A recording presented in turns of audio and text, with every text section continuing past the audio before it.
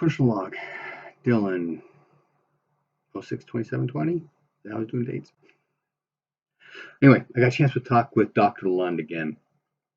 We're waiting for all this stuff to settle down and prep up to get ready for our mission. So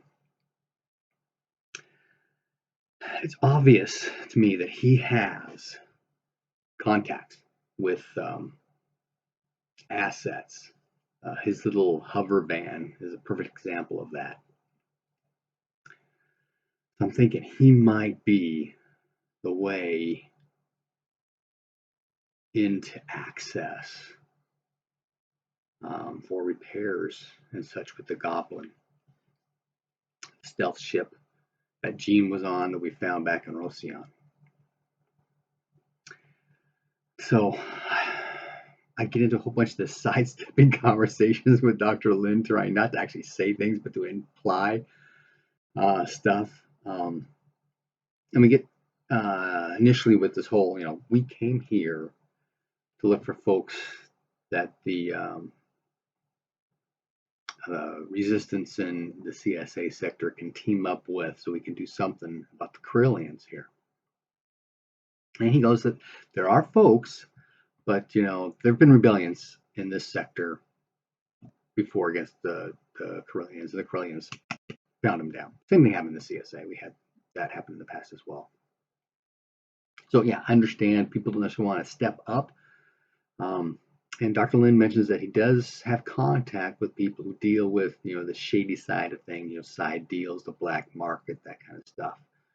So there is this underground that's out there. I start letting my hand fold out, and I share with him some of the Stargate footage that Gene and the Goblin had captured after they had come through.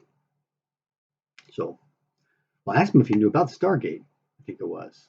Or if I asked him if he knew about Earth or Mars or something else, but he had not heard of any of that. And so I asked about the Stargate, and he doesn't know about the Stargate. I pull up the Rand Empire sector map, and I say, do you know about anything in this area? That's where the Stargate is, right? No, that's just empty space. Okay, so that's when I pull up the footage of the Stargate. Nope. There's actually this thing called the Stargate. We call it a Stargate. There. And the Corellians are monitoring it. And I show him the footage of the ship coming. He starts playing with it. He's really, really into this whole mechanism of the Stargate deal thing. And as he's doing that, I notice that as you're looking through the Stargate, you can see the Terran star field in the background. So I have to put that in my back pocket for a while. And so I start talking about, okay, we've got, mentioned the stealth ship, because we talked about having a stealth ship be handy for this mission. But the Goblin, on top of being a stealth ship, is a ship from Mars. That tech level is way above what we're at now. Excuse me. And so I'm trying to figure out, because to do that kind of repair work would cost a lot. And obviously it's not going to be a free gift. So I go ahead and make a deal that if he can get people that he can trust, because we can't let word of the ship get out, people that he can trust that can come and repair the ship, or if we can bring the ship to some kind of repair facility to get the repairs done on it that can be done, here, or can be done in any case. I'm willing to let them have access to that technology as payment.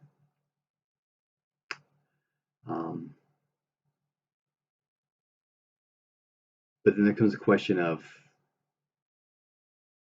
would that put Jean and her situation in any kind of jeopardy? So before agreeing to all that, I just kind of laid it on the table. So let me talk with my team and see what we're willing to do. So we go to the ship, we talk, we get with Jean and go, hey, if we have, other guys and you're working on the ship doing repairs and such, is that going to put her, the AI, in any kind of jeopardy? And she doesn't think so, But she shares with us a few things, okay? It turns out that this ship, the Goblin, is not a Martian ship at all. That the Freedom Jump from Sol Sector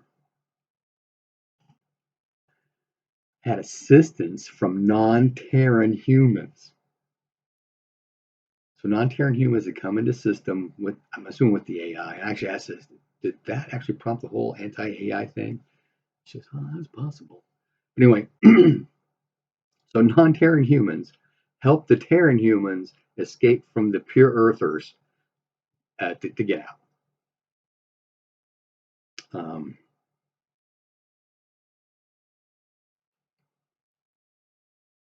But you know, everybody in the party kind of agrees. Okay, let's go ahead and do this. So get back with Dr. Lynn and say, okay, I've got the location. No, don't tell me that yet. Because again, everybody's very concerned about information getting out. Let him set things up. And it's going to take time. You got communication time, a week here, a week there. You've got prep time, a week there.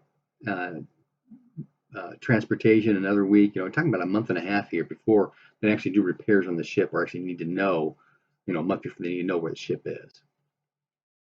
So cool, no problem. We head back to our hotels, and that night, in the news, there's a report of 2 individuals wanted for the murder of 3 church security personnel. And it's Renaud and Tajin. So as soon as I see that, they get a phone call from Dr. Lind. Have you seen the news? You guys need to get out of there now. So we do a quick pack up. Robin and I take off out into the hotel itself. I'm thinking we go ahead and hit all of the elevator buttons to go up so we can delay anybody coming up from that, and then take the stairs down on one side. Maybe if we have to transfer across another part of the building and go down the stairs in another location, that kind of thing, do some kind of back and forth deal. But everybody else turns on their jump belts and climbs out the window. What a mess. Because a lot of us don't, including me. I'm not agree with jump belt either. And I've run into some unique situations because of that. But they're having problems getting out. But that's the way they're going. And so Robin and I, we go out, we go down the stairs, get to we run to the elevators first, push them all up. It turns out one already below coming up. So they're probably already here. So we take off for the stairs. We go down. We get to one of those fire block things. We got an actual stairwell doorway, and click it open, and we can hear somebody's down there coming up.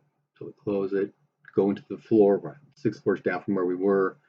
And I'm thinking, okay, at this point, let's just go down the elevator. So we go to the elevator. We take it down. My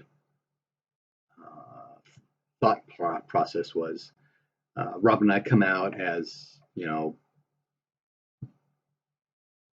lovers, newlyweds, whatever, kind of very involved with each other, so that we're not being obvious to everybody else. We can kind of hide our faces and stuff, and then just kind of mingle in the crowd, because if there's a crowd down there, if they're doing a blockade, kind of thing, we see if we can just kind of merge out with the rest of the rats. So we get down there, I hold her close, kind of stick my face in her hair and that kind of thing. We walk out, and sure enough, there's a group of people there, but it's not like you would expect, people complaining, asking what's going on, that kind of thing. They're all very quiet. They're all lined up and very orderly going through the hotel entrance exit, amongst the guards and some kind of inspector guy who's checking all their paperwork and stuff. That's right, these guys are communists. So we go on over, get in line, wait our turn, kind of thing. Before we get there, though, one of the guards talks to the inspector guy, and then they all pack up and go. So everybody kind of stands, looks around, and as soon as they know it's quiet, everybody starts filing out. Rob and I, we grab a taxi, head back to the section of town where we had met Dr. Lynn before with the food court place and hook into a little hotel in that area. So at that point, we contact the other guys. And they'd managed to get across the next building, and we're going to a third. They had seen the hover vans with the SWAT type police guys showing up. They didn't seem to be seen, and so they take off. They go to ground. And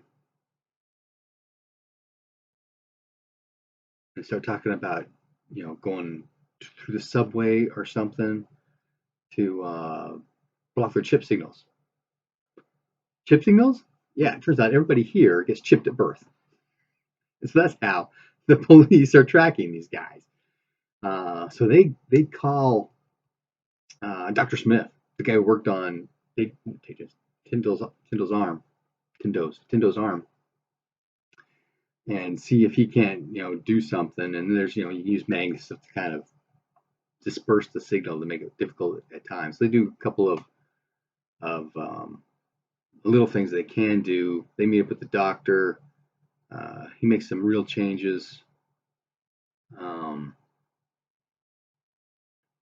And then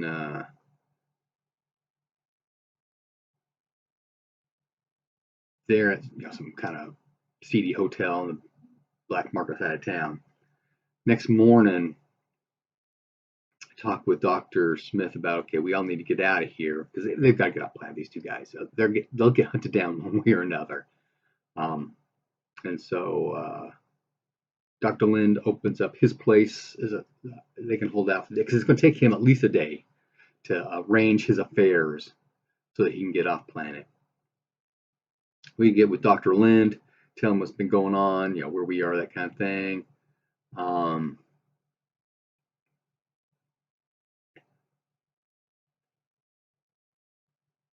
And he agrees. So we've essentially adjusted the time plan for all the stuff we need to do with the Goblin, because we're going to go ahead and take the Marquis's Revenge, and we're going to go hang out with the Goblin until the repair ship shows up and is able to do repairs. And then we'll take the Goblin and go where we need to go. Go to Omicron and start working with the cat people and trying to find this piece to the cure for this drug issue that's going on. So that's the plan. Rob and I, we go to the starport to check out the ship, while Ronald and Tajin are hiding out at Dr. Smith's until Dr. Smith is ready, and then they'll come. So we get to the spaceport. Sure enough, there's somebody watching the main entrance to our hangar, some kind of a thug. So we bypass that, go through one of the servants' entrances, or service entrances, get to the ship. We go inside, we start doing prep, that kind of thing, and we're waiting. We let everybody know about the thug on the door. And yeah, Dr. Smith, Reynald, and Tajin show up. So we're all on the ship. We're waiting on Dr. Dylnn, who's setting up a bogus flight plan and launch permissions for us. So he tells us, hey, he's going to get it just before time is to take off, so that people can't, actually do some investigation on what's happening. So we get the flight plan and launch permissions, and we take off. We're going to plan. What was it? The flight plan. No, that's where we are. Oh, was to planet fairly north,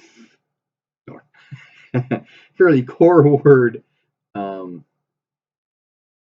trailing of where we are. So we're going. Tajin notices that we're being followed. It gets close enough we can tell that it's one of these church security ships.